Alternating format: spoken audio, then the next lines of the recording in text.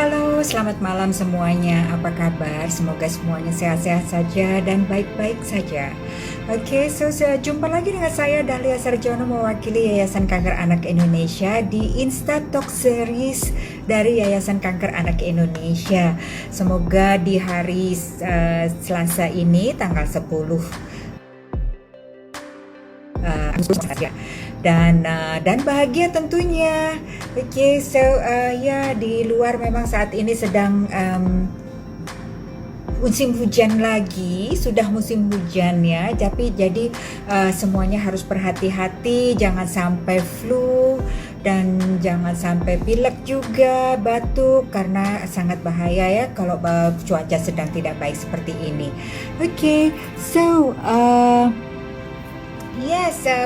Malam hari ini tamu kita sangat istimewa dan tamu kita ini adalah beliau Rahayu Saraswati Joyo Hadikusumo. Siapa yang tidak kenal beliau? Dan kita akan membawakan topik dengan judul Aku Cinta Indonesia.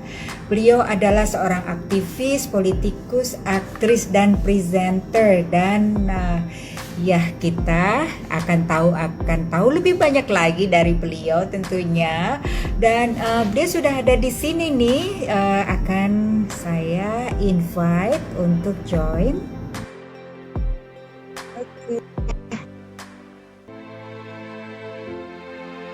Ya, senang sekali sekali lagi. Halo, hai. Halo. Selamat malam. Saya tidak mengganggu waktunya. Appreciate so much untuk yang mendapatkan waktunya malam ini. Tadi mau aman. Tadi udah cepet buruan. Buru-buru makan ya. Bisa dengar? Ya, dengar. Saya dengar. Suara saya dengar tidak? Aman. Aman ya. Oke, good. Wow, that's nice pictures. Apa itu di belakangnya? Your family? Halo? Kedengaran suara saya tidak? Halo? Sorry, kayaknya ini ada masalah dengan I don't know whether it's my earphones atau My earphones atau yours ya? No? Okay. Tapi it's okay. Can you hear me? Karena yours is tadi agak going around. Okay. Is it now okay? Yeah, it's Hello? okay. Okay. Kok nggak ini ya? Kok kayaknya nggak masuk ke sini, tapi your sound direct di situ. Tunggu. I should. Iya. Testing. Testing dulu ya. Tadi testing oke, benar-benar sekarang oke selanjutnya. Ya, karena I think the problem is maybe I don't know if it's my jaringan or yours. It's always like that with the Instagram live ya. But it's okay. Now I can hear you from my earphone. Yeah, it's good. Oke. Seperti Oke, so selamat malam sekali lagi semuanya. Terima kasih yang sudah bergabung bersama kami di sini dan tamu kami di sini di Yayasan Kanker Anak Indonesia Talk Show adalah Ibu Rahayu Saraswati Joyo Hadikusumo. Sekali lagi saya presentkan, yaitu seorang aktivis. Beliau adalah seorang aktivis, politikus, aktris dan presenter. Dan saya akan bacakan sedikit bio-nya. Beliau saat ini ada 2 putra, Narendra 5 tahun, dan Wirawardana 3 tahun. Dan beliau juga sedang expecting ya, yang ketiga, semoga semuanya lancar. Ya, dan suami beliau, ya amin. Suami beliau adalah Bapak Harwendro Aditya Dewanto. Oke. Saat ini beliau menduduki Wakil Ketua Umum Partai Gerindra, Wakil Ketua Umum IPINDO, Ikatan Peneliti dan Inovator Pemerintahan Indonesia, Head Delegate for Indonesia for Y20 di 2020 Saudi Arabia dan member of the board of IYD ya, Indonesian Youth Diplomacy. Dan kemudian juga beliau adalah Ketua Bidang Pengembangan Peranan Perempuan PP TIDAR, yaitu pengurus pusat Tunas Indonesia Raya. Jadi TIDAR itu Tunas Indonesia Raya ya. Kemudian beliau juga anggota DPR RI di periode 2014 sampai 2019. Dewan Pakar KPP RI, yaitu Kaukus Perempuan Parlemen Republik Indonesia. Mungkin nanti kita kembali ke situ ya teman-teman semuanya. Beliau juga Direktur Utama PT Bima Sakti Bahari, Wakil Ketua Umum Bidang Perempuan DPP Pemuda Tani, pendiri dan Ketua Yayasan Parinama Asta, dan Ketua Jaringan Nasional Anti-TPPO, TPPO, Tindak Pidana Perdagangan Orang. Wow. Pembina YAPETI. Jadi dia juga pembina YAPETI, yaitu Yayasan Peduli Down Syndrome Indonesia. Oke, so tadi sebelum kita jumpa di sini, beliau sudah menjelaskan bahwa make sure bahwa ini bukan CV yang dibaca, karena beliau punya segudang kegiatan dan prestasi yang beliau jalankan. Oke, so Mbak Sarah, apa kabar dan bagaimana sekarang kesibukannya di masa pandemi ini, Mbak? Baik, terima kasih. Ya walaupun kita WFH ya, tapi justru kalau misalkan untuk teman-teman yang WFH itu banyak yang mengatakan kok malah kerjaannya tambah banyak ya, kayaknya jam kerjanya juga never ending gitu. Kayak sekarang nggak ada bedanya sebenarnya untuk saya mau di kantor atau di luar kantor, karena it's usual gitu ya untuk saya untuk rapat gitu pas siang, tapi terus kalau udah sore ke malam tuh kegiatan yayasan, bahkan juga untuk live IG seperti ini atau talk show atau webinar. Jadi nggak begitu berubah. Hanya yang memang berubahnya ya hanya spending more time dengan anak-anak. Itu yang saya bersyukur, karena justru because especially anak saya dua-duanya kan dengan online learning is very different ya. Itu jadi tantangan tersendiri, balada emak-emak. balada baru buat kita orang tua gitu ya, yang anak-anaknya online learning. Yang itu memang tantangan luar biasa sih sebenarnya. Jadi apalagi yang satu baru mulai SD, jadi dia harus menyesuaikan diri dengan homework dan ada timeline dan segala macam. Sebelumnya kan misalnya playgroup gitu kan, TK yang nggak begitu rigid gitu ya sistemnya.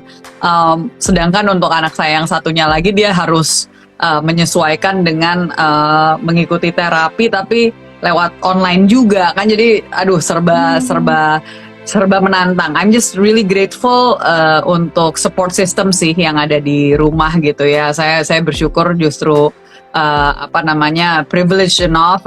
We work very hard untuk memastikan kita bisa provide untuk anak-anak kita, dan itu termasuk support system yang ada gitu. Jadi kita di rumah ini bukan hanya keluarga, tapi sekampung tuh ada gitu. Satu RT di rumah kita gitu, yang untuk dampingin anak, untuk main sama mereka, karena and it really helps, karena sekarang apalagi saya membatasi mereka untuk nonton TV dan segala macamnya, kan artinya mereka harus ada kegiatan di luar dari itu ya. Dan itu sangat membantu kalau ada orang-orang yang bisa bermain sama mereka gitu. Jadi I'm really grateful untuk support system itu. Bagi-bagi tugas begitu ya? Ya, karena saya sama suami kita kan dua-duanya working ya. Jadi I'm a career woman. Saya bukan tipe yang bisa diem aja gitu di rumah. Makanya waktu kemarin I can see that. Karena trimester pertama cukup berat gitu, jadi rada kayak mati gaya gitu, karena nggak yoga aja nggak boleh gitu kan, terus tiba-tiba PPKM, tapi terus ada meeting tapi gampang capek. I mean it's a challenge by itself. Tapi sekarang kalian bagaimana? Sudah mulai terbiasa? Sudah lewat itu di the first trimester itu? Ya, it's gotten a lot better. Tentunya jauh lebih membaik. Hanya kalau misalkan lagi kayak pokoknya lagi down, lagi nggak enak badan tuh emang gampang capek. Jadi hari ini masih kerasa sih. Kalau sejak hari Minggu lagi rada nggak enak badan. Walaupun nggak kemana-mana, tapi kan istilahnya lagi ada perubahan cuaca juga ya, dengan tiba-tiba hujan deras gitu kan. Jadi biasalah kita orang Indonesia nih, kalau di luar negeri nggak ada loh yang namanya masuk angin, tapi kayaknya kalau di Indonesia tuh itu hampir tiap bulan ada aja gitu. Iya. Tadi saya juga mengingatkan walaupun di luar cuaca sudah up and down, kita harus hati-hati dengan flu gitu, jangan ketambahan lagi setelah ada pandemi ini gitu ya. Oke. That's right. So, That's right. Yeah, right. Kemudian kita kan di bulan Agustus ya nih Mbak Sarah ya. Jadi di bulan Agustus itu kita biasanya memang sudah disibukkan dengan persiapan berbagai macam acara, apakah itu lomba-lomba di kompleks, kemudian juga di istana sendiri, begitu ya, untuk memperingati 17 Agustus, jadi kemerdekaan Indonesia yang tahun ini adalah yang ke-76 ya. Wow, we're so grateful ya. Sampai ke 76. I'm sure this year akan sangat berbeda sih, karena kan nggak mungkin ada lomba-lombanya lagi ya. Dengan protokol kesehatan yang ada pandemi. So that's gonna be something yang pasti akan berbeda dari tahun-tahun sebelumnya gitu. Kita nggak ada itu gitu. Iya. Dan kemarin saya baca kalau nggak salah di istana itu invite, jadi semua siapapun yang ingin ikut online untuk mendaftar gitu. Jadi sekarang perayaannya adalah di online tersebut ya. Ya itu menurut saya sih it's contoh bagaimana kita harus beradaptasi sih. Indonesia ini kan menjadi salah satu negara yang walaupun kita bisa disebut maju dalam arti ekonomi ya, menjadi salah satu dari economic power gitu ya di dunia, apalagi menjadi negara salah satu yang paling kuat di ASEAN gitu ya, in terms diplomatically maupun juga economically gitu, secara kontribusi dan tenaga kerja dan seterusnya. Tapi we had a wake up call gitu. Kita disadarkan bahwa kita masih jauh sekali dari memenuhi standar gitu. Standarnya apa ya? Standar industri revolusi 4.0 gitu kan. Yang dimana kita sudah mulai move on dari kondisi kita yang sebelumnya. Istilahnya lihat aja di negara kita masih banyak kok yang menggunakan 2G gitu kan, 3G gitu, belum ke 4G, sedangkan negara-negara lain udah mulai masuk ke 5G gitu kan. 5G, dan kalau kita bicara tentang bagaimana kita mau berdaya saing internasional, bisa dengar? Benar, dengar. Saya dengar. Atau ada masalah tadi? Oke, enggak kok. Oke. Fine. Ya. Jadi kalau kita mau berdaya saing internasional kan pasti kita melihat dengan sistem pendidikan kita paling dasarnya. And if we're talking about sistem pendidikan kita sangat tertinggal dari segi we're not just talking about system. Kita ngomong sarana prasarana mendasarnya aja juga udah sangat ketinggalan gitu ya. Dan apalagi di zaman online schooling yang dimana boro-boro kita ngomong internet, banyak banget daerah di Indonesia yang listrik belum masuk gitu loh. So ini yang menjadi wake up call, menjadi warning signs untuk kita, dan memang kita harus betul-betul harus sadar, harus mengawasi, harus semangat untuk memastikan adanya kesetaraan akses. Jadi kita bicara aksesabilitas untuk masyarakat umum gitu ya, terutama mereka yang ada di urban communities ya, di di rural communities, yaitu di desa-desa sampai ke pesisir-pesisir gitu. Itu yang menjadi tantangan besar. Sorry, mungkin I need to ask karena dari tadi I know there's a gangguan jaringan. Saya jadi kalau di saya sih bagian sayanya sih lancar gitu, tapi mungkin dari yang mendengarkan masalahnya di saya atau di Bu Dahlianya ya? Ini di saya fine kok, saya dengar Teman-teman, baik. Ini ada kalau ada yang bisa jawab. Teman-teman ada yang mengatakan ini ya? Nggak Soalnya dari bagus, apa? Oh ya, nggak kok? Iya. Soalnya tadi di saya ngelihatnya Bu Dahlianya ini there's a muter-muter circle, you know, like masih uploading gitu loh. Jadi suka nge-freeze. No, di saya lancar terus tuh. Oh my god. Tapi mudah-mudahan di sana penerimaannya semuanya lancar. Oke, asal nggak ada masalah kalau di teman-teman, that's fine. Iya, di saya juga lancar kok. I see you most of the time. Oke, sekarang normal, bagus kok sinyal, nggak ada gangguan. Oke, aman. Ini teman-teman menjawab sudah, jadi aman. Oke, keduanya baik-baik saja. Oke, terima kasih teman-teman sudah dijawab. Oke, mudah-mudahan seterusnya lancar. Oke, iya. Well, actually itu tadi juga masuk ke, jadi gini, selain Indonesia ini adalah sebagai tanah tumpah darah kita ya, untuk Bu Sarah, untuk Mbak Sarah, apa sih arti Indonesia itu?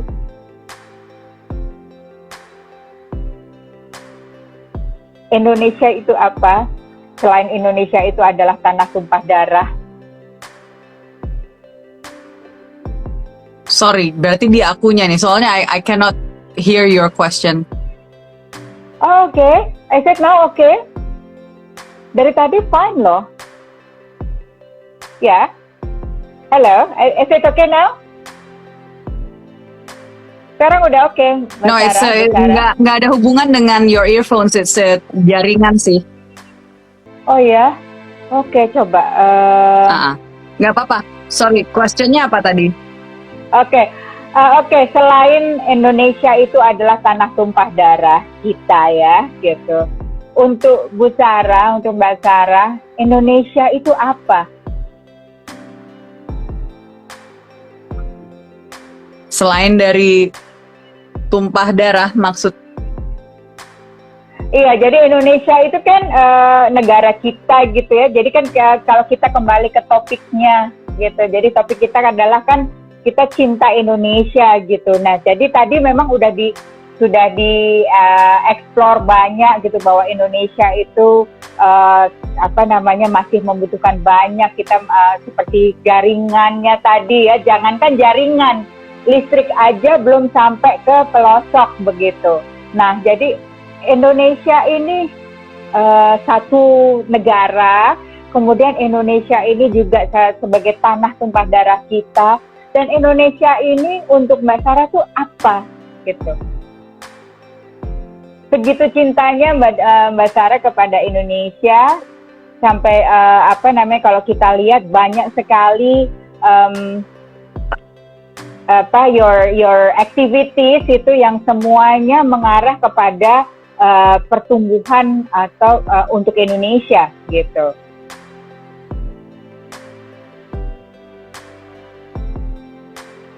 Hilang-hilang ya Mbak Sarah ya? My question, sinyalnya? Iya, jadi sorry tadi soalnya cut tapi I think Halo, aduh sorry.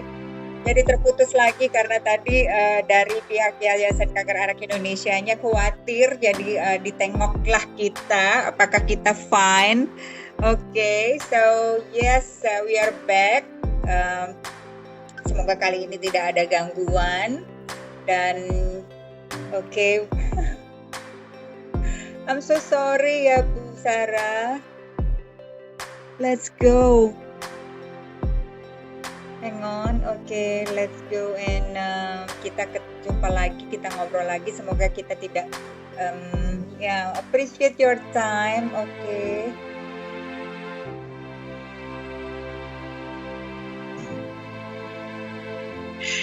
Yes, so tadi kita sedang membicarakan koneksi internet dan koneksi. Yes, okay, you're back. So sorry. It's okay, Bu. But I'm like, I'm pretty sure this time it isn't me because I didn't do anything. Iya. This time tadi Riris gitu, dari Yayasan Kanker. Ayo oke Bu, berdua. Jadinya oke, kita udah live lagi. Iya, tapi terus habis itu, it's like, wait, where did you go?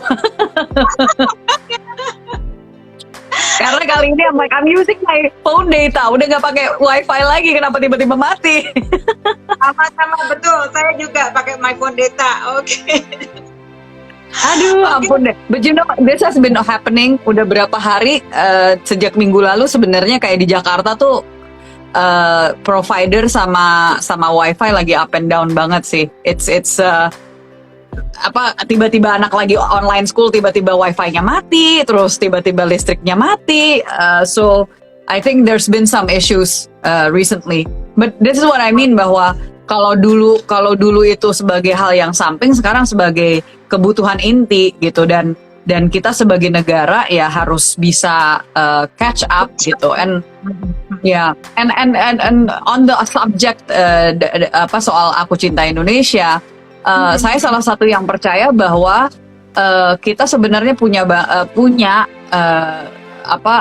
yaitu karena saya juga bagian dari Ikatan Peneliti dan Inovator ya, we do have gitu loh, maksudnya anak-anak bangsa, putra-putri bangsa yang luar biasa, yang punya kemampuan untuk bisa jadi inovator dan bahkan buat aplikasi, buat gadgets gitu ya. Hanya memang kita anggaran untuk ristek itu masih sangat kecil kalau kita bicara dalam konteks konteks ini ya, perspektif internasional ya. It's still very small gitu loh. Jadi dan belum lagi juga dari segi pendidikan, walaupun sudah mendapatkan 20% dari anggaran, tetap aja we were a large country, dan salah satu tantangan terbesar adalah dari segi anggaran untuk sarana dan prasarana, because we are an archipelago, nggak bisa disamakan gitu loh. Jadi bicara infrastruktur, kita istilahnya nggak bisa gitu loh, maksudnya untuk sekolah terus habis itu anggarannya semuanya dimasukin ke dalam anggaran untuk pendidikan lah. Itu kan sebenarnya infrastruktur dasar gitu loh. Jadi it should be part of anggaran untuk pembangunan infrastruktur juga gitu. Kalau buat saya sih sebenarnya di situ gitu, bahwa I'm really seeing anak-anak kita adalah generasi masa depan bangsa ini, and kita semua kan once we get older kita akan sangat tergantung pada mereka, which is why kalau kita bicara bonus demografi, ya saat inilah dimana kita yang milenial dan Gen Z harus diberikan kesempatan, karena kalau misalkan kita bicara bonus demografi tapi kita nggak dikasih kesempatan untuk membuktikan karya-karya yang bisa kita persembahkan gitu, dan kita nggak dikasih kesempatan untuk mengembangkan itu juga, itu yang akan jadi masalah. But sorry, ini udah jadi muter keliling dunia. Tadi ada your question, kalau nggak salah your question was makna soal Indonesia ya, for me gitu ya. Ya, kalau bicara tentang makna Indonesia yang selain dari istilahnya tanah air, tumpah darah dan seterusnya, saya memang dari kecil selalu diingatkan oleh ibu saya, kita sorry nih kalau ada suara-suara cause I'm in the kitchen. Ini yang paling aman biasanya kalau misalkan jadi ada suara my kid, ada suara lagi bersih-bersih juga, sorry. Tapi kalau misalkan kita bicara tentang what Indonesia means to me, memang dari kecil, sejak itu saya selalu diingatkan gitu oleh ibu saya, kita bisa pergi ke Melalang Buana kemanapun, tapi kita harus ingat kita ini asal usulnya dari mana. Dan saya juga berpendapat bahwa kita sebagai manusia, kita tidak punya kendali sama sekali. Kita tidak bisa mengendalikan kita ini lahir di negara mana, ya kan? I mean, as much as we want to have blonde hair, blue eyes, gitu kan? itu kita nggak lahir dengan that complexion. Kita lahir sebagai orang Indonesia, yang dimana Indonesia pun juga, kalau kita bicara Indonesianya juga sangat beragam kan. Lahir di Papua akan sangat berbeda dengan lahir di Sumatera, gitu kan? Beda lagi juga lahir di Kalimantan. Kalimantannya juga bagian mana gitu? Beda juga lahir di Bali. This is Nusantara, dan itu yang saya justru bersyukur kesempatan saya tinggal di luar negeri itu selama 10 tahun itu justru memberikan saya kesempatan untuk melihat Indonesia dengan kacamata yang berbeda. Banyak yang tinggal di Indonesia seumur hidupnya nggak pernah bisa melihat Indonesia dengan kacamata yang holistik gitu loh. Ngelihatnya cuman ya apa aja yang dilihat di sekeliling gitu kan, very localized gitu, tanpa melihat bagaimana Indonesia ini dalam konteks internasional dan nasionalnya itu adalah negara yang memang sangat unik, dan nggak bisa mengapresiasi itu karena nggak pernah ngelihat dari luar gitu kan, nggak pernah tahu rasanya rindu sama negara sendiri. Rindu kampung sih iya, tapi kalau rindu tanah air tuh nggak pernah ngerasain itu gitu. Jadi ya, I mean, buat yang anak-anak muda harus ada kesempatan untuk mereka bisa belajar di luar juga gitu. I honestly believe that, karena dari situ mereka bisa melihat bagaimana sih kalau misalkan kita tinggal sebagai dalam tanda kutip ya minoritas di negara orang lain gitu. Bagaimana kita tinggal di luar sebagai aliennya gitu kan, sebagai orang luar yang mewakili juga Indonesia. Mungkin mereka nggak pernah dengar Indonesia tuh di mana gitu kan. Like I felt that.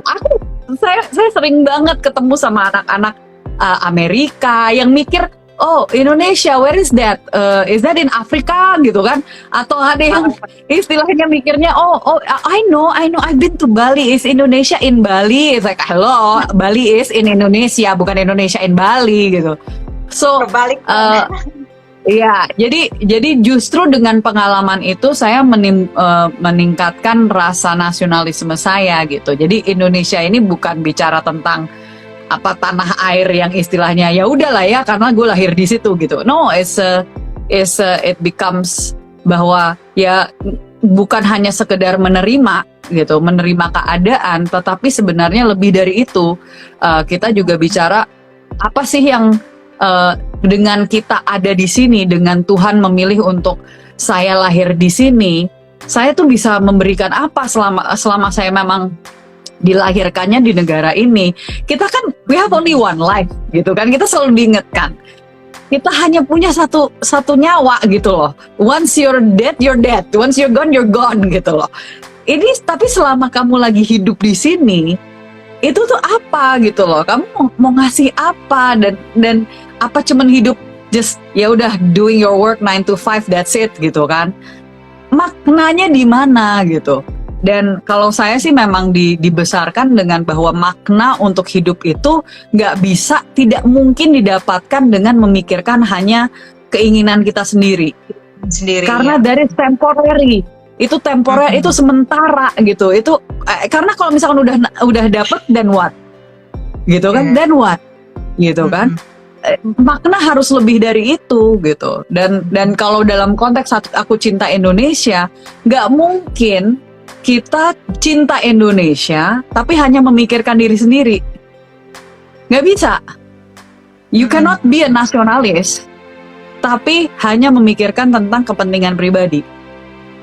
Gitu kan. Nasionalis cinta Indonesia yaitu konteksnya pasti bicara mencintai orang-orang sekeliling kita, mencintai komunitas kita, dan mencintai itu ya mengasihi gitu kan. Ya artinya siap untuk melakukan peran kita.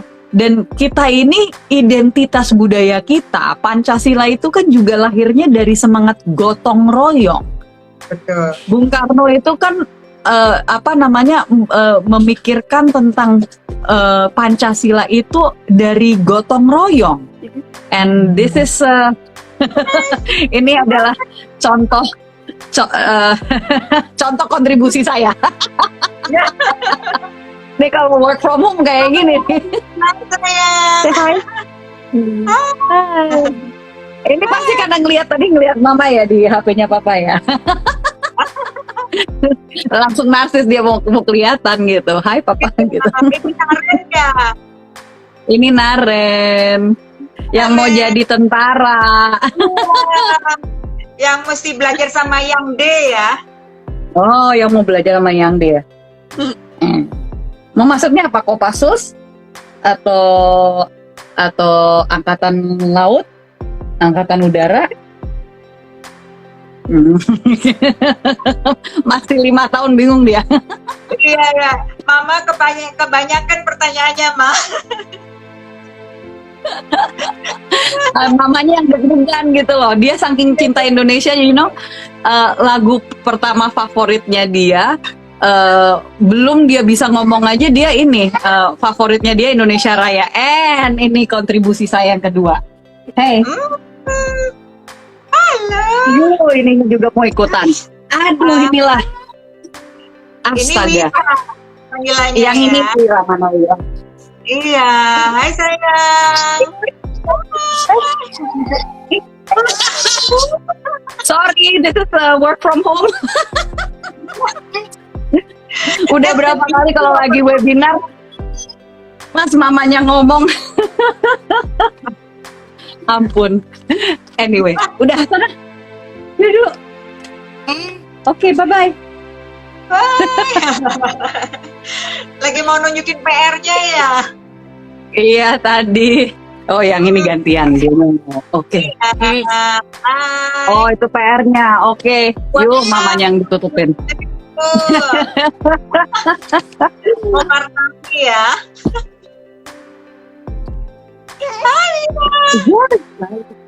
Nah, ini yang membawa saya ke Yapetsi ya, Yayasan Peduli Down Syndrome karena Wira dia udah 3 tahun mau 4 tahun di akhir bulan ini tapi belum bisa ngomong. Oke, bye bye. Astaga. Oh my goodness nih, 2 anak cowok kayak gini nih. Masya Allah. Ya, oke, yes. Alright, dikasih sama Dede, nanti dikasih sama Dede. Nice, oh, so good, oke.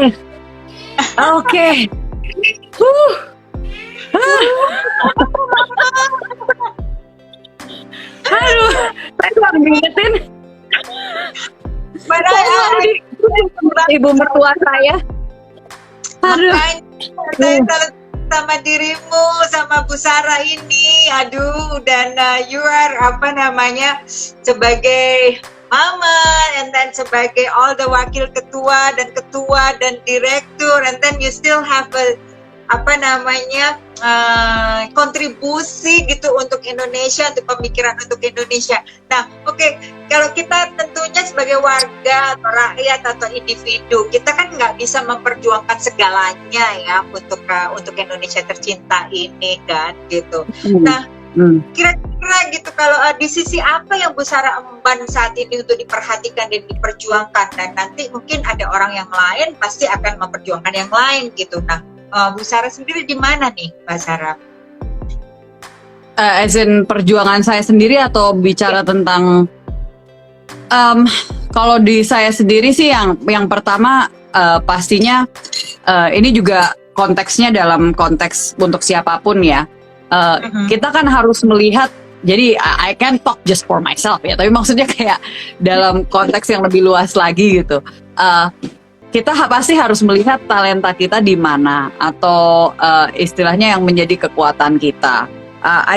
Saya dididiknya adalah bahwa kita nggak melihat kelemahan kita di mana gitu. Jadi memang ini salah satu hal yang menjadi kritikan saya terbesar tentang sistem pendidikan ya, bahwa sistem pendidikan kita itu seringkali menginginkan bahwa semua anak itu disamakan gitu kan. Makanya ada namanya standar gitu kan, standar tes, ujian nasional segala macam. Kalau menurut saya itu kesalahan besar. Saya salah satu yang merasa bahwa itu kesalahan besar. Karena setiap anak, setiap individu, setiap orang, setiap manusia lahir dengan talentanya masing-masing. Ada yang pasti lebih kuatnya di matematika, ada yang mungkin lebih kuatnya di bahasa, ada yang mungkin nggak bisa mengikuti sistem pendidikan secara akademis, tetapi dia disuruh untuk mahat dari pohon untuk dijadiin apa, itu jago gitu kan.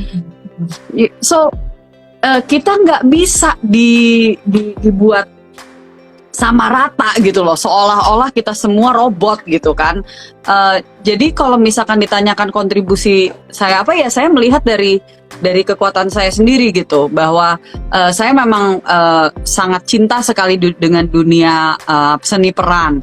Jadi itu menjadi panggilan hidup saya sejak saya usia 14 tahun gitu kan. Jadi awal saya karir profesional ya is acting gitu. Makanya kontribusi saya pertama kan melalui film trilogi Merah Putih. Saya padahal waktu itu punya kesempatan untuk work full time atau jadi aktris di UK sama di US waktu itu. Tetapi karena saya tahu bahwa peran pejuang kemerdekaan perempuan itu nggak tiap hari datang gitu kan, jarang banget peran seperti itu gitu, dan rasa nasionalisme saya tergugah, dan itu yang membuat saya memilih untuk oke, saya stay demi saya bisa melakukan 3 film ini gitu. Dan itu a clear decision on my part. Yang kedua, saya juga mendapat panggilan saya untuk memerangi perdagangan orang di tahun 2009. While I was, jadi di antara filming kita kan 2 kali filming tuh secara menyeluruh untuk tiga film itu gitu. In between filming, saya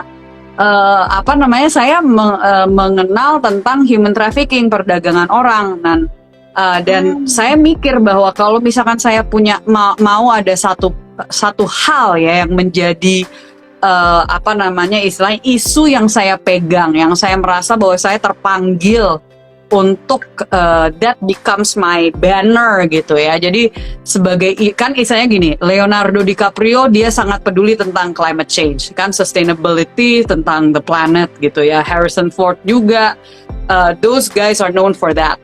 Angelina Jolie jadi ambassador for goodwill gitu kan, untuk the UN gitu. This is my platform, this is my issue gitu. Kalau buat saya is human trafficking, perdagangan orang. Dan itu justru yang membawa saya tiba-tiba masuk ke dunia aktivisme gitu ya, menjadi aktivis yang akhirnya bawa saya masuk ke politik. Jadi saya masuk ke politik itu banyak orang mikirnya kan dengan nama belakang saya, mikirnya oh pasti diminta sama keluarganya dan seterusnya. Keluarga saya nggak pernah minta saya untuk melakukan apapun. They never demand me to do a specific thing. Justru mereka kaget waktu saya bilang saya mau daftar sebagai caleg waktu itu. Tapi karena saya merasa itu adalah panggilan dari Tuhan, ya saya ngikutin gitu kan. I'm quite spiritual. I try to listen as much as I can dengan suara dari Tuhan untuk mengikuti dia, kehendak Tuhan apa sih pada musim itu. Dan pada musim itu saya diminta untuk masuk ke politik praktik. And honestly, saya nggak berpikir bahwa yang penting ya udah berarti saya harus menang. Enggak, saya tahu bahwa hey, I hate politics. Ini jujur aja lah, I hate politics. Tapi karena Tuhan yang minta, ya udah kalau gitu entar menang nggak menang ya itu urusannya Tuhan gitu. Jadi itu kenapa buat saya as disappointed as I get dengan losses gitu ya. Jadi kan 2019 nggak jadi gitu. Terus kemarin Pilkada Tangsel juga nggak jadi gitu. I've had so many disappointments in my life, tapi saya nggak pernah lama untuk tersungkur kayak yang istilahnya bingung sendiri mau melakukan apa. My gosh, there's so many things. Banyak banget yang dibutuhkan, yang kalau ngelihat ke kanan ke kiri aja keluar dari konteks hidup sendiri masing-masing gitu, keluar dari konteks perlu pekerjaan istilahnya, minimal untuk pekerjaan untuk hidup gitu. Ngelihat aja kanan kiri, kebutuhannya banyak banget gitu kan. I mean the needs are endless gitu untuk untuk Indonesia, untuk orang-orang di sekeliling kita. Nggak harus mikir nasional, Bu Dahlia, nggak usah mikir nasional, mikir komunitas di sekeliling kita aja juga pasti ada yang membutuhkan. So buat saya aneh kalau orang bilang bingung mau ngapain dengan hidupnya. Ya nggak usah lihat jauh-jauh. Kekuatannya apa sih gitu? Like what do you have? What can you do gitu loh? Apakah itu jago ngomong? Istilahnya, I know I'm a talker gitu kan. Jadi saya tahu ke salah satu kekuatan saya adalah kalau misalkan diminta orang untuk ngomong tentang satu isu, saya bisa, apalagi kalau isunya yang saya kuasai gitu kan.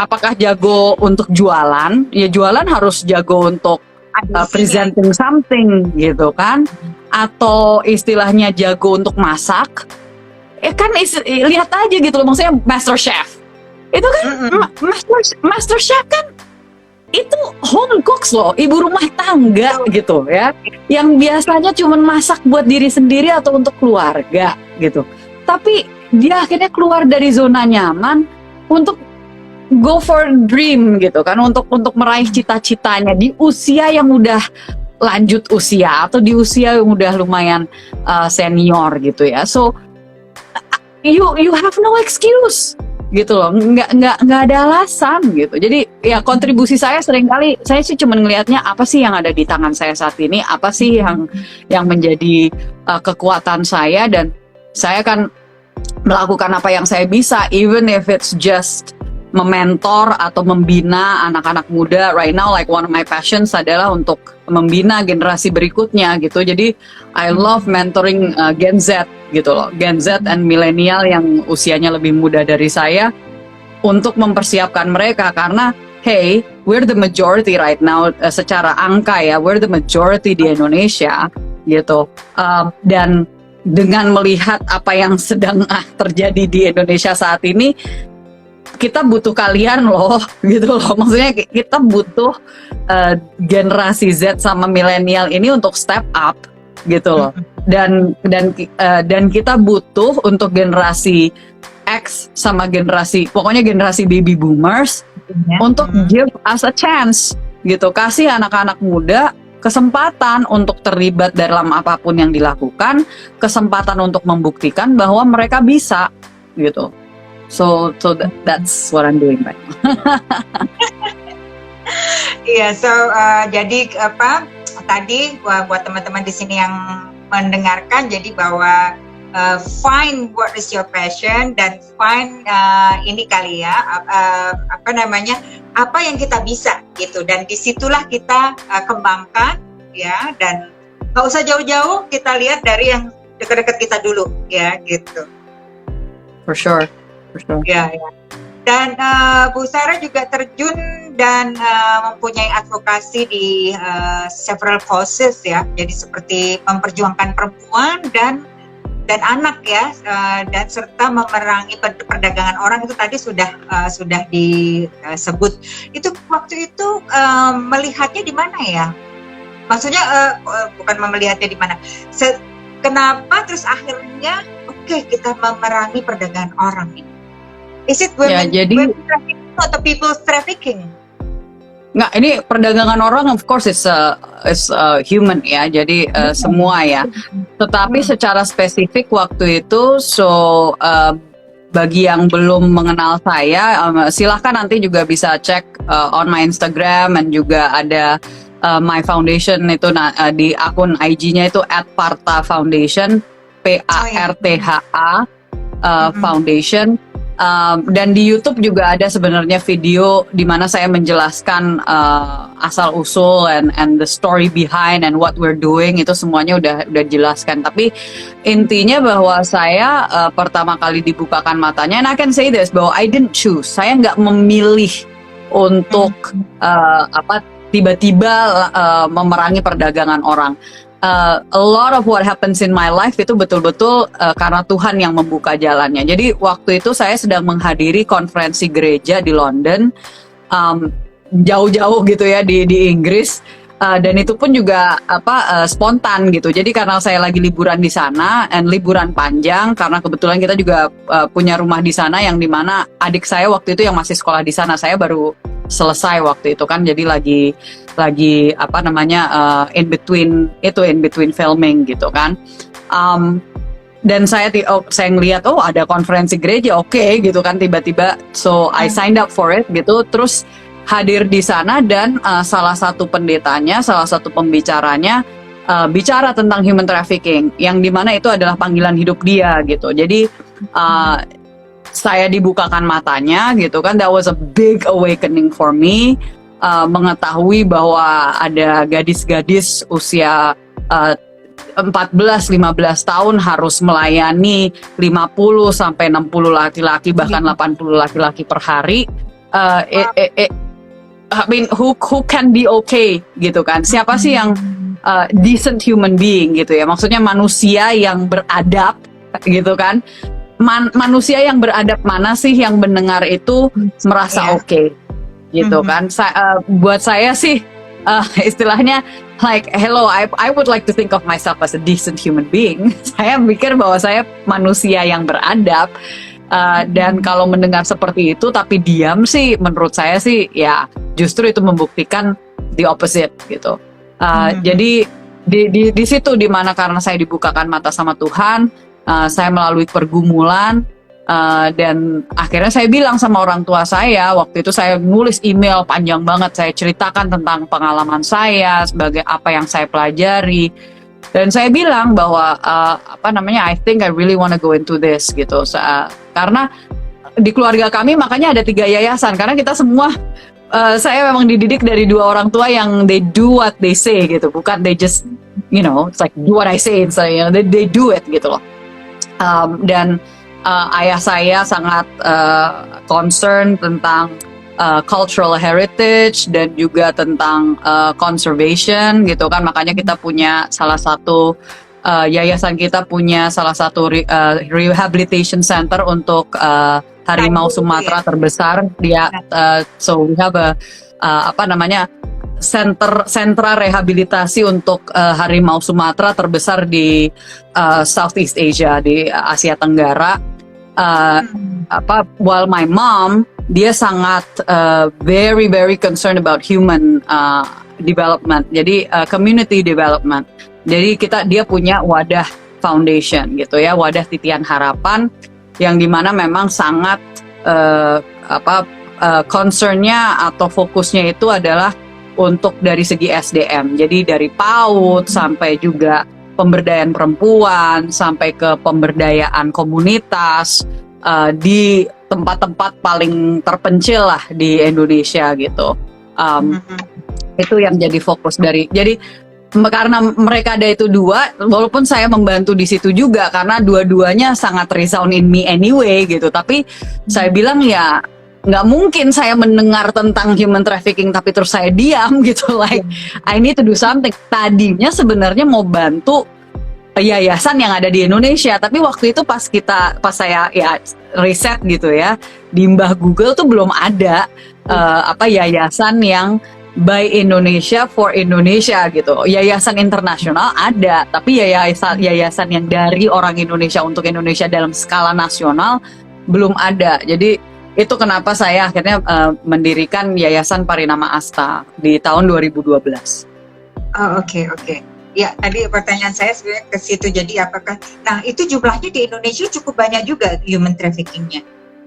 Sangat, karena kita salah satu, kalau dari statistik dunia itu kita negara ke-10 untuk masalah human trafficking, dan tapi menurut saya itu masih lumayan minim ya, karena banyak banget kasus yang nggak terlaporkan gitu, karena bisa dibayangkan di tahun 2015 saja angka child abuse material, jadi foto dan video yang itu ada kekerasan terhadap anak ya, bicara kekerasan seksual maupun fisik terhadap anak, yang ada foto atau videonya yang diunggah ke media sosial. Jadi ini yang melaporkan justru dari media sosialnya. Jadi dari platform media sosialnya mereka mengumpulkan ke satu lembaga yang memang itu mengumpulkan all to do with abuse gitu ya, child abuse and abuse towards women, dan konteksnya dalam hal seperti itu gitu yang terjadi online. Itu 2015 saja Indonesia sejak 2012 sudah menjadi nomor 1 di Asia untuk child abuse material. Dan 2015 dari yang tadinya 70.000 menjadi 150.000 child abuse materials dari Indonesia. 150.000.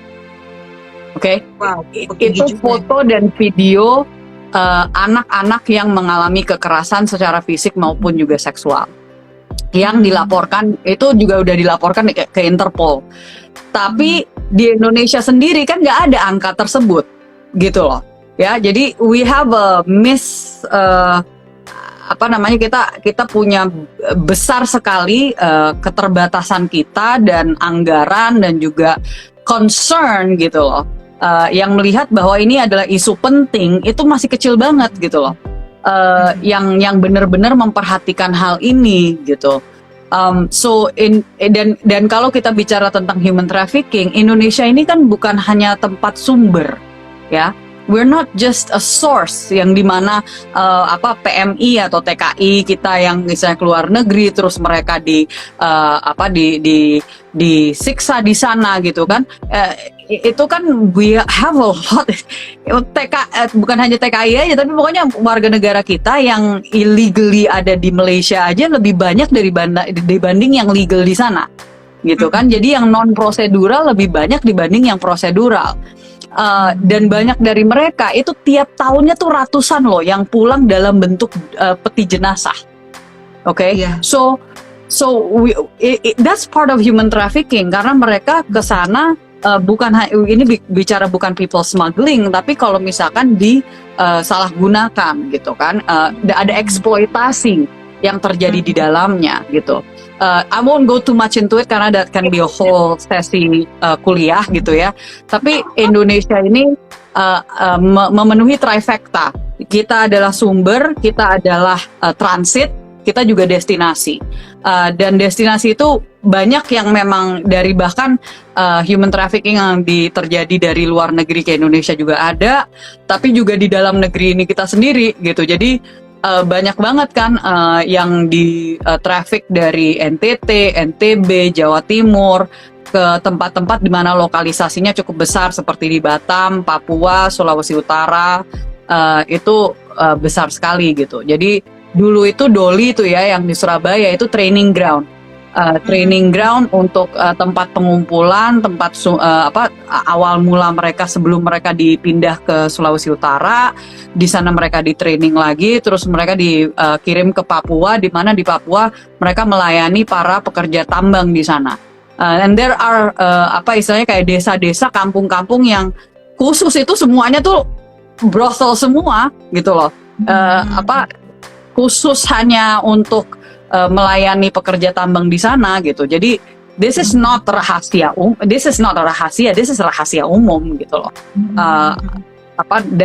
Dan kita juga jangan kaget kalau misalkan angkanya terus ditekan gitu kan, karena ada kepentingan nasional juga, karena kalau kita masuknya ke tier 3 di dalam Global Trafficking in Persons Report, artinya kita tidak boleh menerima aid internasional. Dan bayangkan kalau kita bencana seperti Aceh, bencana Palu ya, itu terjadi lagi dan kita sedangkan masuk ke dalam tier 3, itu kita nggak bisa menerima bantuan dari luar negeri. So there's that issue juga gitu.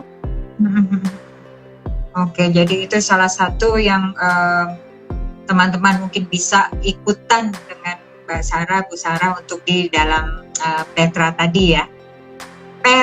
Parta, sorry. Ya. Nah, oke, sekarang Mbak Bu Sarah, kalau kita sebagai yang perempuan atau kita sebagai orang Indonesia, kalau kita dengan memakai produk asli buatan Indonesia saja, ini sudah menunjukkan salah satu bagian dari kita cinta Indonesia ya. nggak usah jauh-jauh deh, beli produk lokal aja tuh udah sangat membantu dengan memberikan lapangan pekerjaan, and apa namanya, sangat membantu untuk pencegahan, karena salah satu faktor utama permasalahan sosial apapun. Oke, kita nggak harus bicara hanya perdagangan orang, kita bicara KDRT, kita bicara apa namanya anak yang tiba-tiba menjadi pencuri dan seterusnya. Itu ujung-ujungnya pasti berkaitan dengan social economy atau status ekonomi sosial dari sebuah keluarga gitu kan. Dan masalahnya kalau kita bicara ekonomi pasti ada lapangan pekerjaan. Banyak dari perempuan-perempuan yang akhirnya menjual dirinya lewat prostitusi online juga sebenarnya kalau mereka ada pekerjaan yang lain mungkin mereka akan melakukan itu gitu kan. Tapi karena ini adalah easy money gitu dan mencari pekerjaan susah, untuk bisa ke kuliah aja juga nggak semua orang bisa gitu kan. Sedangkan untuk bisa jadi, my goodness, banyak banget yang istilahnya jadi supir taksi padahal lulusan S1 gitu kan. I'm not saying bahwa menjadi supir taksi adalah hal yang negatif, ya tidak. Tetapi kan istilahnya sayang gitu loh. Can you imagine gitu kan? Udah susah-susah untuk kuliah, mahal-mahal, tapi dan susah untuk bisa mendapatkan pekerjaan yang sesuai dengan ijazahnya gitu loh. Jadi ini menjadi salah satu masalah besar gitu, dan itu kenapa ini aja yang saya pakai ini produk lokal. Ini buatan teman saya. Jadi so ya sebisa mungkin sih istilahnya itu kenapa saya sangat kalau untuk mendukung produk lokal saya sangat antusias banget. Banget ya karena kita kalau kita tahu kan memang Indonesia ya tadi you mention bahwa Indonesia itu archipelago satu, memang kita dari pulau ke pulau itu infrastrukturnya dibutuhkan ya. Nah tapi disitulah kekayaan kita juga kalau kita mau bicara ya tadi kalau kita cinta mau pakai wastra Indonesia gitu, jadi kita punya berapa tuh 714 suku ya atau lebih, dan di setiap suku itu punya ininya sendiri, wastranya sendiri ya kan ya. Nah jadi dari 271 jiwa, nah sekarang ini tapi kita sedih juga ya, dari 271 jiwa Indonesia juta, maksudnya juta jiwa. 271 juta jiwa ini di masa pandemik ini sudah kita nggak mau ngomongin itu deh, kita udah berkurang banyak ya gitu ya, jadi kita nggak mau ke situ. Oke, so next ya, kalau Bu Sarah bisa memberikan ini, karena di sini kita juga pastinya banyak mama-mama dari anak-anak pejuang kanker. Nah, mereka juga tentunya ingin bisa melanjutkan sekolah, ingin bisa tersenyum kembali, senyum sehat ya, senyum anak sehat Indonesia. Nah, ini kontribusi atau mereka atau jangan apa yang Bu Sarah bisa sampaikan kepada mama-mama ini?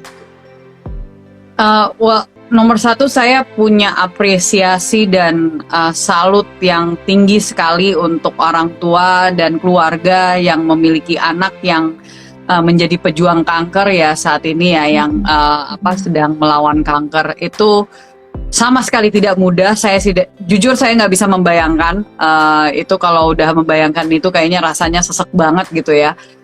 Tapi istilahnya gini, kalau misalkan menanyakan apa yang bisa saya katakan untuk bisa jadi penyemangat ya, jadi mungkin istilahnya menjaga semangat itu kan penting, apalagi untuk memastikan bahwa ya saya masih ingat anak saya 2 kali masuk rumah sakit tuh kayaknya gimana gitu ya, istilahnya jadi makanya saya nggak bisa membayangkan yang berbulan-bulan gitu ya harus dealing dengan rumah sakit, harus check up dan seterusnya. Saya juga tahu bahwa untuk anak saya juga masih ada sebenarnya tahun lalu harusnya dia ada 2 surgery gitu, satu buat jantungnya dia sama satu buat mata gitu. Yang sampai saat ini belum bisa ya karena pandemi gitu ya. Jadi that's gonna be something that I have to prepare for gitu.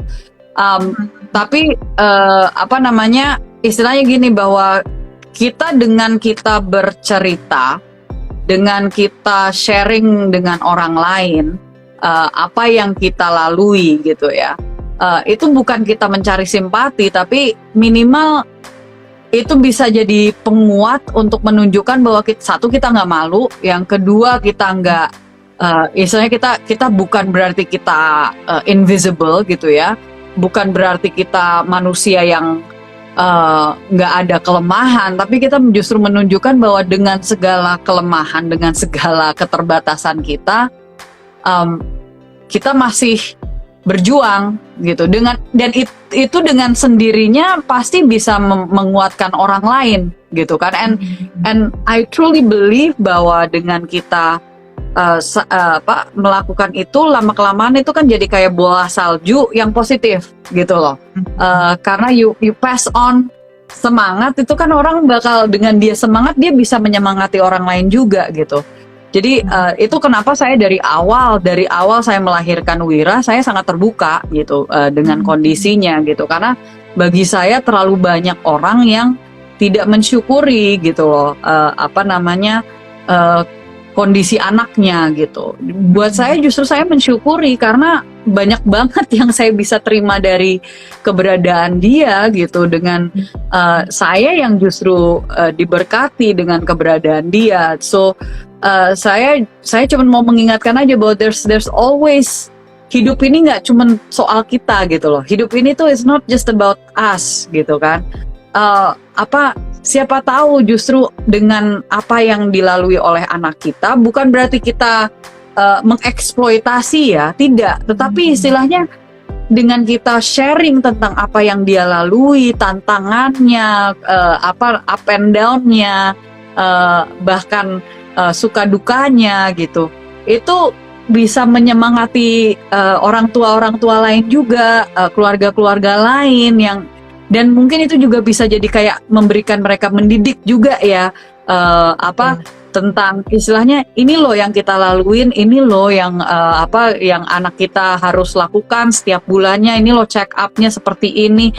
Jadi orang yang istilahnya mungkin tiba-tiba misalnya baru mengetahui anaknya atau keponakannya itu punya kanker atau punya kondisi tertentu, dia jadi bisa melihat, wah ini dia udah keluarga ini udah melalui ini, nanti dia bisa secara mental juga bisa mempersiapkan diri dan tahu gitu bagaimana untuk juga bisa menyemangati keluarganya yang lain dan memberikan pengertian kepada keluarga-keluarga lain. I think itu penting sih gitu. Kita terlalu sering kita menyendiri, kita hanya stick dengan support group gitu ya, tapi kita jarang ngomong keluar gitu, dan menurut saya itu sangat sayang, itu disayangkan gitu. Jadi saya saya lihat aja lah sama keluarga-keluarga yang secara terbuka bicara tentang kondisi anak-anak mereka dengan tantangan, dan dengan you share like that, justru orang in one way or another akan either terinspirasi atau mereka bisa belajar gitu. Itu bagi saya. Ini juga ya, jadi seperti gathering kekuatan ya, mempersatukan kekuatan gitu dengan saling mengisi, dari awareness-nya juga bertambah gitu ya. Jadi ya, that's true. Kan itu nggak perlu mikirin saya harus kontribusi gimana ya untuk, no, it's just kita dengan sharing aja itu udah jadi nilai tambah gitu loh untuk orang lain. I cannot tell you how many times saya dihubungi sama orang tua lain, atau mungkin ada ibu yang baru aja mengetahui bahwa anaknya lahir dengan Down syndrome, atau dia masih hamil dan baru mengetahui dia akan melahirkan anak dengan Down syndrome yang yang saya padahal nggak melakukan apa-apa gitu loh. Maksudnya kepada mereka saya nggak pernah kenal mereka sebelumnya gitu, nggak.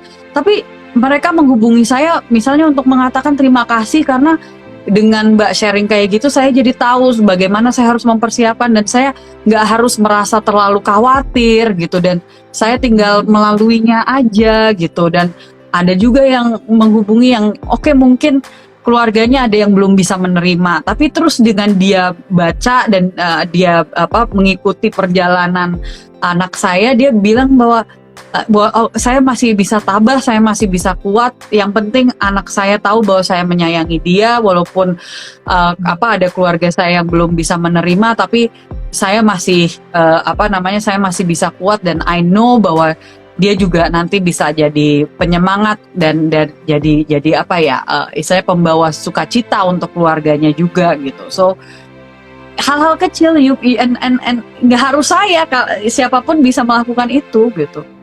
Oh, betul ya, iya. Ya, saya sering tuh itu melihat di Instagram itu kalau di luar negeri memang orang sudah mulai terbuka seperti itu ya, sangat terbuka. Mereka ceritakan, mereka mulai dari day one sampai mulai dari janin di dalam gitu ya. Dan kalau di sini memang mungkin dulu ada stigma tabu ya, atau masih. Ya kan, masih ya? sayangnya masih gitu. Kalau untuk anak-anak berkebutuhan khusus itu masih gitu. And that is why perlu lebih banyak lagi yang secara terbuka gitu loh, bersuara gitu loh, bahwa ini anak-anak yang sebenarnya mereka malaikat gitu loh, yang dikirim sama Tuhan ke kitanya yang justru harus ditanya, kita dulu siap nggak sih gitu loh untuk menerima malaikat gitu. Kalau kita nggak bisa menerima dan menyayangi mereka, hello, apa hak lu untuk masuk surga gitu kan?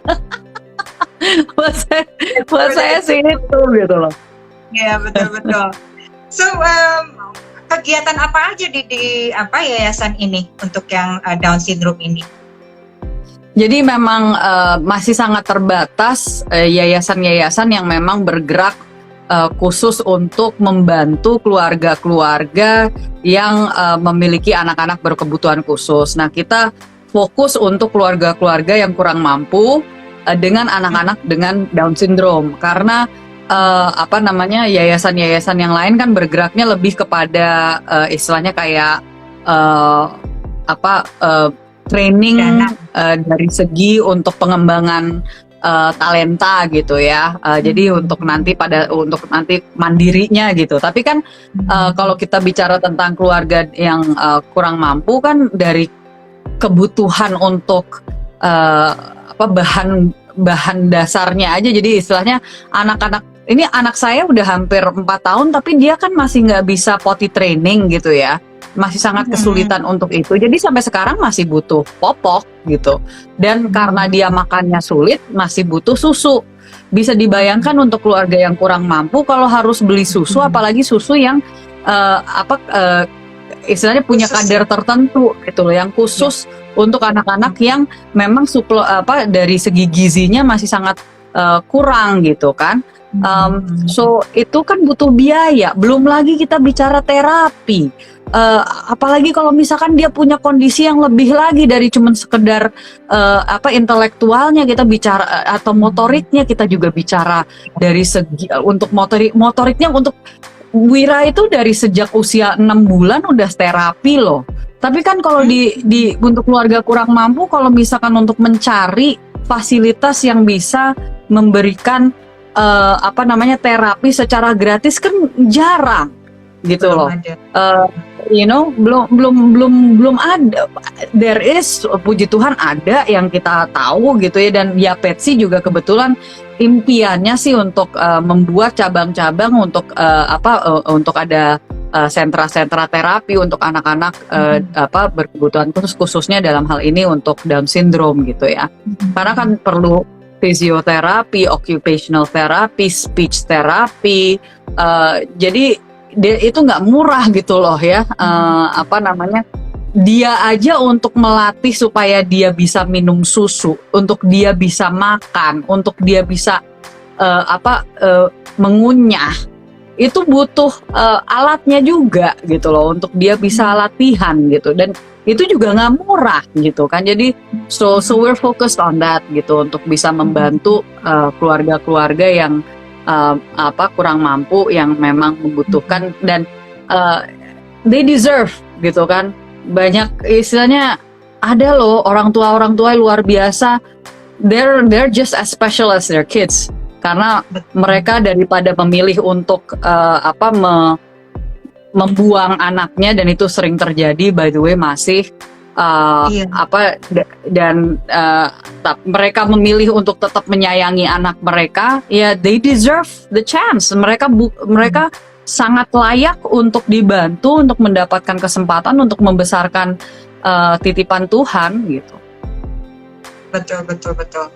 Oke, ini kita nggak kerasa sudah, udah hampir udah sejam lebih. udah sejam lebih, tapi tadi udah kepotong-potong juga gitu. Iya, gara-gara masalah jaringan nih. Iya, gara-gara masalah jaringan. That's not Indonesia aja sih. Kemarin saya juga baca ada negara lain juga yang punya problem sama. Ya. Sekarang pandemi, karena ya like what you said gitu, karena kita semua sekarang, believe it or not, waktu saya sekolah di Amerika itu ini zaman waktu dulu ya, maksudnya waktu sebelum iPhone bener-bener ini, jadi udah lama banget masih milenial, tapi udah lumayan lama gitu waktu sekolah di sana. But I still remember di Amerika itu juga waktu itu jaringan masih di belakangnya Asia waktu itu, dan di belakangnya Eropa. Terus habis itu juga HP-nya tuh masih yang foldable, yang kecil gitu loh, belum yang Android gitu kan. I mean, geez gitu loh. Maksudnya justru saya masih ingat, gila, di kita udah ada BlackBerry, di sana belum masuk gitu. Atau jadi nggak selalu Indonesia tuh jelek gitu. Itu makanya buat saya penting banget untuk punya perspektif internasional itu gitu loh. Betul sih gitu. Saya juga setuju tadi tentang pendidikan gitu, karena memang pendidikan, setiap anak itu unik dan setiap anak itu berhak untuk mendapatkan asupan, tidak hanya makanan tapi juga asupan pendidikan yang tepat untuk mereka gitu ya. Karena ya betul, pendidikan tuh jangan yang standar aja, maksudnya jangan distandarisasi begitu ya, karena kita tidak mencetak kan ya. Ya kalau misalkan untuk kalistungnya ngerti lah gitu ya, standarisasi untuk kalistung gitu. Tapi kalau misalkan untuk istilahnya ilmu-ilmunya itu udah di bagian yang istilahnya kayak untuk milih sejarah of course sebisa mungkin semuanya juga ngerti gitu. Tapi nggak harus dibuat nilai gitu loh. Maksudnya bahwa yang penting dia udah paham atau belum sih gitu loh. Itu nggak harus nilai dalam arti kayak, karena kalau nilai tuh, kalau buat orang kayak saya ya, perfeksionis gitu ya, kan rasanya kayak semuanya harus I have to be good at everything gitu loh. Tapi kan that's not the point gitu loh. Itu yang menurut saya, ini PR besar, bukan hanya untuk Indonesia, di seluruh dunia itu PR besar tuh, soal standarisasi. Kita harus benar-benar mulai berani untuk merubah sistem pendidikan kita, terutama untuk lebih melihat talenta setiap anak itu sendiri gitu loh. Karena istilahnya kayak gini ya, apalagi kalau kita bicara tentang anak dengan autisme ya, kan mereka bukan berarti hanya karena mereka tidak bisa mengikuti sistem akademis yang akademik yang ada gitu ya, karena mereka kesulitan untuk belajar apalah gitu ya, dan seterusnya. Tapi kalau misalkan mereka kan biasanya ada kayak satu hal yang mereka benar-benar interested in gitu. Itu yang jadi istilahnya kayak mereka bisa fokus itu terus gitu kan selama berjam-jam gitu. If you just ngembangin itu, dia juga nanti ujung-ujungnya bisa mandiri berdasarkan itu, karena memang itu yang jadi keahlian dia. Kayak saya punya temen yang anaknya itu dari kecil itu suka banget yang namanya dinosaurus. Saya bilang sama teman saya, kalaupun dia mau jadi paleoantropologist gitu ya, atau archaeologist kayak apa kayak,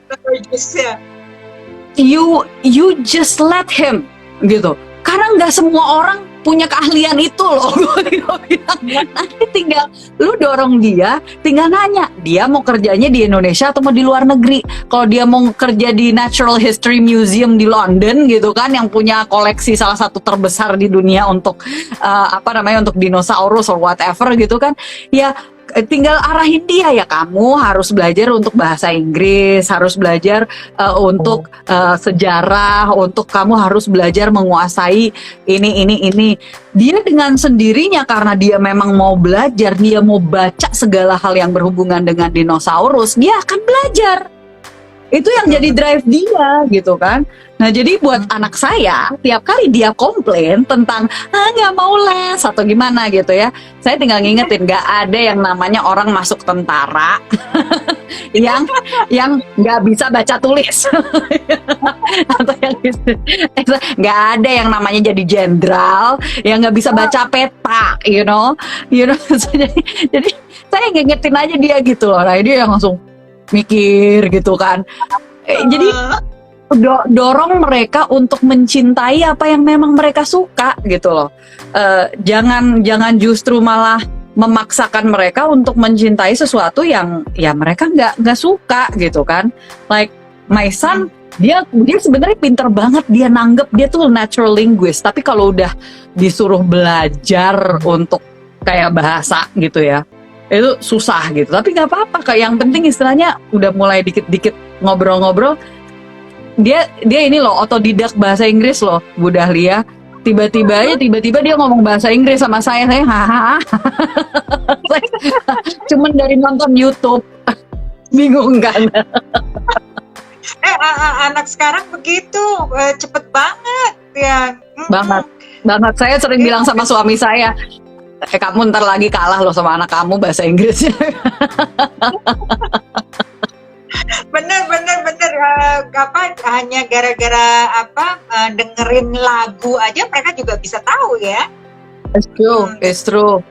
Dan ini udah masa, saya mau mengingatkan juga nih sama semua orang tua, mungkin apalagi kalau orang tua yang dengan kondisi online learning sekarang, atau karena kondisi anaknya yang harus di rumah sakit terus dan seterusnya, jangan dipaksa untuk mengikuti standar sekolah gitu loh. Sekarang udah banyak kok sekolah-sekolah yang mungkin lebih bisa disesuaikan dengan kemampuan anaknya gitu. Dan istilahnya dan kita zaman sekarang gitu ya, udahlah kalau misalkan memang dia sangat kesulitan untuk mengikuti tahun-tahun sekolah, kurikulum sekolah, yang penting kan istilahnya, apalagi ini kalau bicara tentang SD, SMP, SMA, get your sertifikasi gitu kan, ya kan, kejar paket gitu, and then asalkan dia istilahnya benar-benar mendalami apa yang dia suka, dia mau kemana itu sekarang the best universities in the world itu sudah sangat terbuka dengan kondisi setiap anak yang berbeda-beda gitu loh. Cuman negara-negara seperti kita yang kalau misalkan masih terpaku dengan istilahnya standar-standar dan universitasnya masih belum mau ngikutin dengan online learn atau dengan sekolah malam atau adult learning gitu kan. Nowadays it's like untuk dapetin ijazah itu adalah sesuatu hal yang seharusnya minimal number one menambah ilmu, bukan untuk mendapatkan pekerjaan. Ya dong. As I said, punya S1 belum menjanjikan you get a job gitu kan. So it's about knowledge-nya it's a knowledge gitu loh. Knowledge nggak harus dari sistem pendidikan formal. Jadi saya cuma mau menyemangatilah orang tua untuk jangan patah semangat, jangan terlalu mikir, aduh dia sebenarnya udah usia segini tapi dia belum bisa ngikutin pelajaran kurikulum yang ada, dengan dia nggak harusnya dia di kelas berapa tapi dia masih ketinggalan. No, forget it, stop all of that gitu loh. Karena anak kita selama dia mencintai belajar, mau disekolahin di mana dia pasti akan nyerap. Once dia punya kesempatan itu, dia akan nyerap dan dia bisa mengikuti, and sistem pendidikan itu di mana-mana berbeda-beda, just need to find yang memang cocok untuk anak kita gitu aja. Betul. Jangan jadi terpaku. tambah panjang. Nggak apa-apa, suka banget. Suka banget, appreciate your time. Iya, kita jangan terpaku dengan tadi kalau di situ stigma, kalau di sini adalah yang kayak ranking itu. Jadi kan kayak ya kan gitu, kayak kemarin ini kalau saya kaget saya kaget anak saya kelas 1 SD, masa udah ada nilai. Saya langsung mau menghubungi gurunya, saya bilang, mohon maaf, like why is there a nilai untuk PR anak kelas 1 SD gitu loh, yang dimana mereka masih harus meningkatkan rasa cinta pada belajar gitu loh.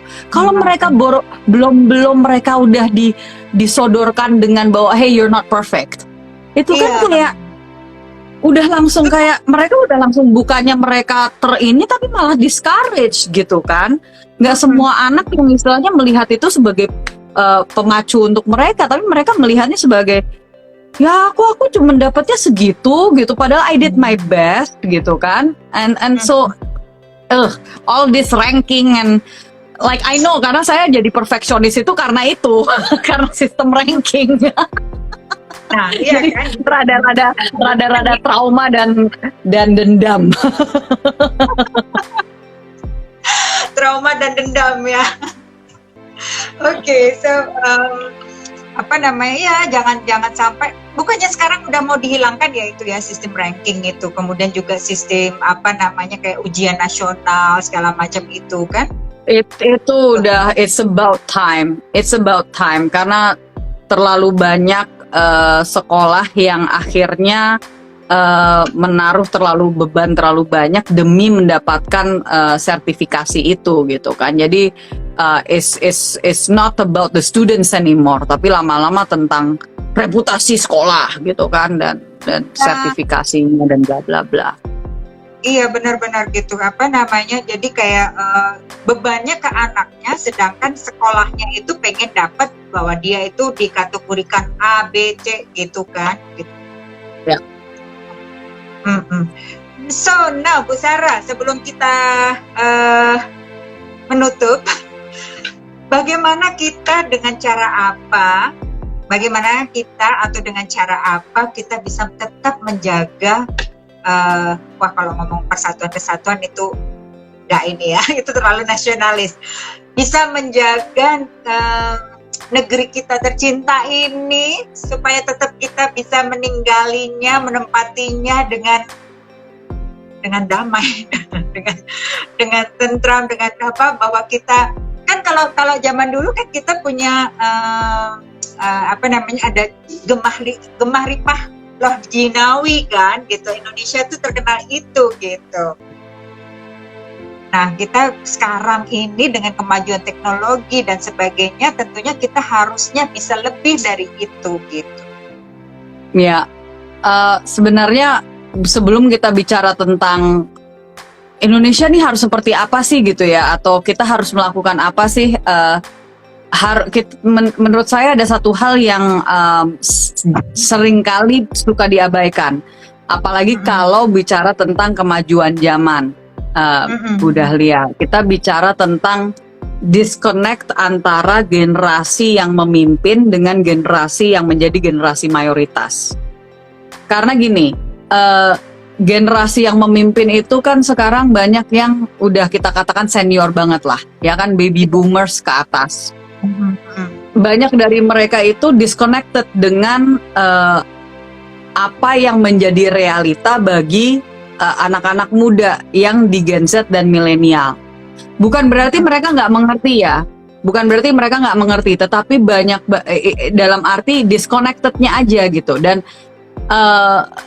itu yang akhirnya kenapa jadinya ya, itu kenapa saya tadinya have a big harapan besar untuk teman saya yang jadi Menteri Pendidikan dan Kebudayaan, karena tadi berharap bisa benar-benar reformasi sistem pendidikannya gitu ya, tapi kayaknya masih jauh dari situ, jadi oke lah gitu.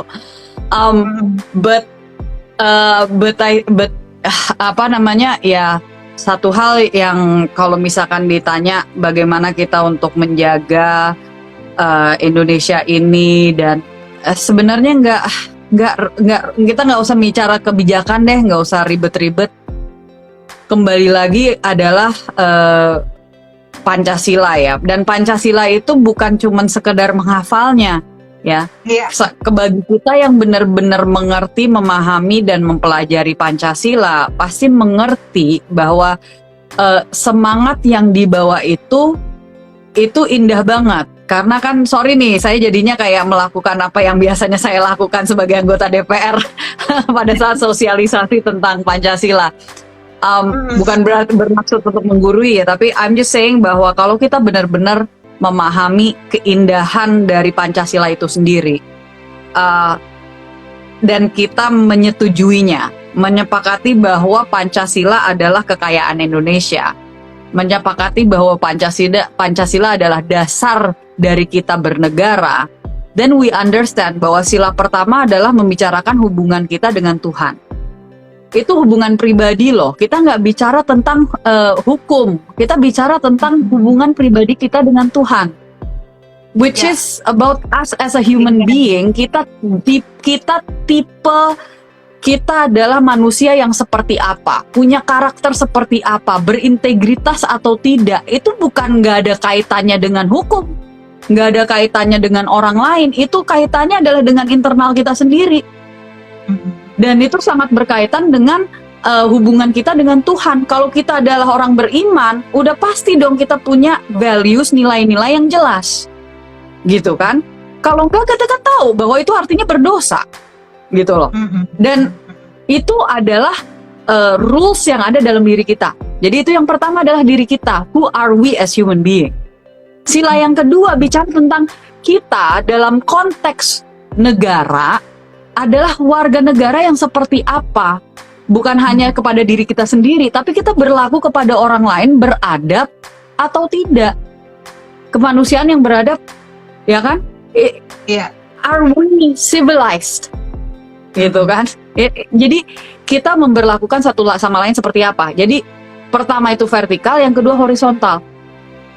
Baru setelah kita bicara tentang bagaimana kita dengan komunitas, kita bicara sila-sila yang ketiga, persatuan Indonesia.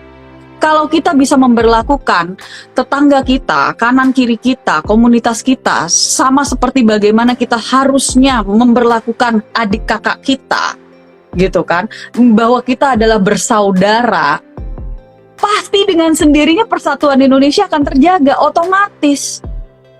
Dan sila ketiga ini bicara konteksnya bahwa kita menyatakan diri kita sebagai warga negara Indonesia, yang dimana hukum yang berlaku berdasarkan Pancasila dan Undang-Undang Dasar 1945. Konteksnya tadi awalnya adalah kita sebagai manusia, dua adalah manusia yang bertetangga dan berkomunitas, yang ketiga adalah kita dalam konteks global adalah warga negara Indonesia. Baru keempat, sistem hukum yang berlaku seperti apa, dan kita udah melenceng dari sistem yang sila yang keempat, gitu loh. Ini kalau kita benar-benar mempelajari, bukan hanya hafal tapi memahami kata-kata dari sila keempat, we know bahwa kita bukan negara yang dengan direct voting harusnya. Karena kan sila keempat apa? Kerakyatan yang dipimpin oleh hikmat kebijaksanaan dalam permusyawaratan perwakilan. Perwakilan. We choose our representatives yang akan mengambil kebijakan dengan cara apa? Musyawarah mufakat. Kita tinggal nanya, sekarang kita apa? Semuanya masing-masing ambil keputusan sendiri. Makanya ada raja-raja kecil, gitu kan? Reformasi bukannya kita tambah baik, tapi mohon maaf, menjadi tanda tanya besar gitu. Where are we going? Gitu loh. Karena kita saking besarnya, program KB aja gagal, gitu kan? With the more and more population, gitu, mampu nggak kita untuk mengasih makan untuk warga kita sendiri, gitu kan? So sila yang keempat nih, kita udah mulai melenceng dari situ ya. Jangan kaget dengan kita melenceng dari sila keempat, sila kelimanya kita juga udah jauh. Keadilan sosial bagi seluruh rakyat Indonesia, Karena apa? Karena pemimpin-pemimpinnya itu all for themselves, rakyatnya juga udah nggak percaya sama pemimpinnya karena nggak ngerti demokrasi itu artinya apa gitu kan. Dan akhirnya keadilan sosialnya buyar. Karena yang ada adalah kepentingan untuk golongan dan pribadi. So, kalau kita memahami Pancasila, we can ensure bahwa negara ini akan bertahan. Para founding fathers kita sangat mengerti the context of Pancasila. Dan itu awal mulanya dari mana? Gotong royong. Bahwa kita adalah manusia yang diciptakan oleh Tuhan yang gak bisa tinggal sendiri. Kita harus bekerja sama dan gotong royong bareng-bareng, ya kan, berdiri sama tinggi, duduk sama rendah gitu loh. So, kita gotong royong gitu, bukan berarti pas kita berdiri maksudnya berdiri secara fisik beneran ya gitu loh. So, anyway, ini pemahaman saya dan ini yang selalu saya sampaikan kalau saya lagi sosialisasi waktu saya anggota MPR RI dan DPR RI. So, sayangnya nggak semua memahami itu. Tapi kalau itu dipahami, saya yakin pasti kita bisa menjaga negara ini menjadi negara yang patut dan layak untuk kita banggakan. Untuk teman-teman Indonesia di ulang tahun yang ke-76 ini, wish-nya apa? Wish-nya tetap semangat karena konteksnya ini pandemi. I can tetap semangat menghadapi apapun. Saya dulu jujur agak pesimis karena saya pikir oh my gosh gitu, ini kayaknya besar banget tantangannya segala macam. Tapi dengan kemajuan teknologi, ya, kemajuan teknologi ini banyak sekali yang dijanjikan.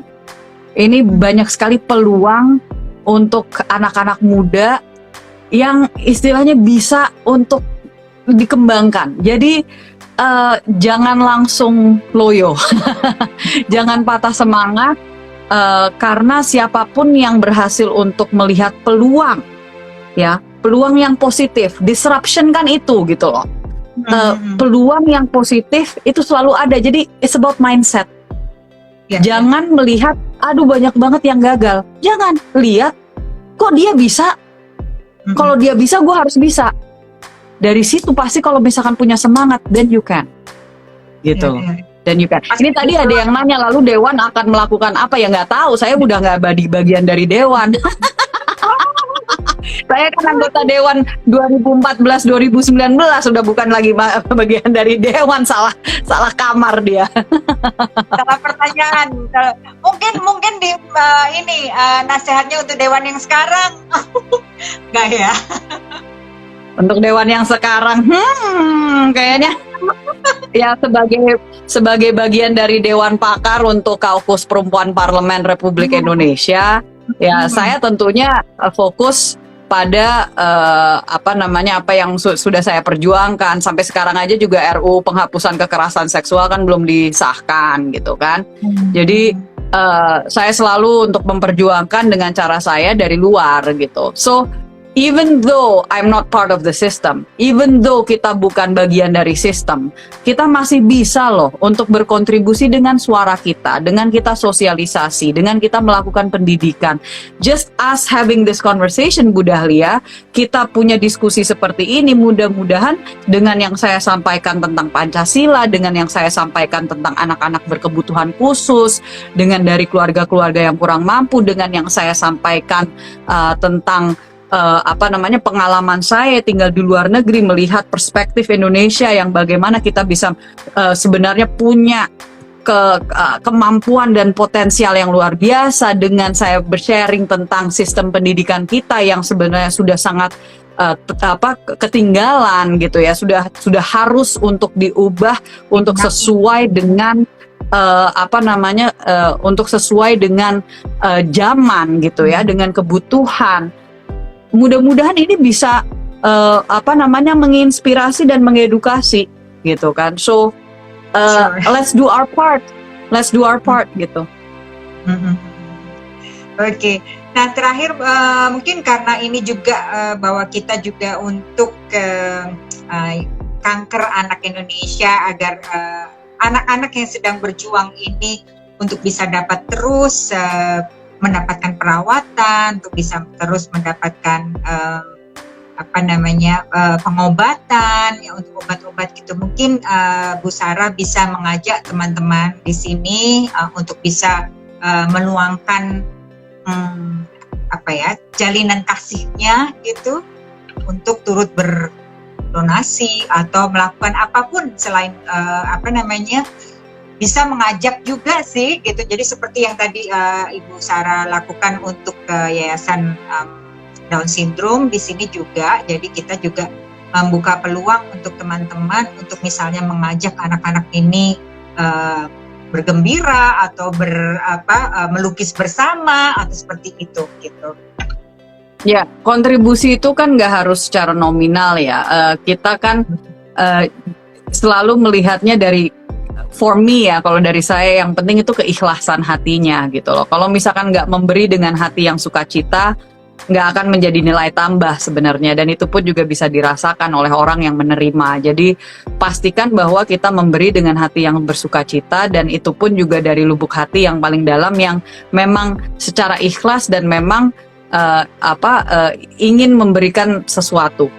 Memberikannya itu apa ya, itu terserah gitu kan. Tadi kan istilahnya nggak harus dalam nominal uang gitu, tapi apakah itu waktu, apakah itu talenta gitu ya, itu terserah setiap pribadi gitu. Silahkan untuk dipertimbangkan apa sih yang mau diberikan. Tapi ya nomor satu bagi saya adalah memberi dengan sukacita. Memberinya kemana itu juga tergantung dan sangat terserah gitu loh.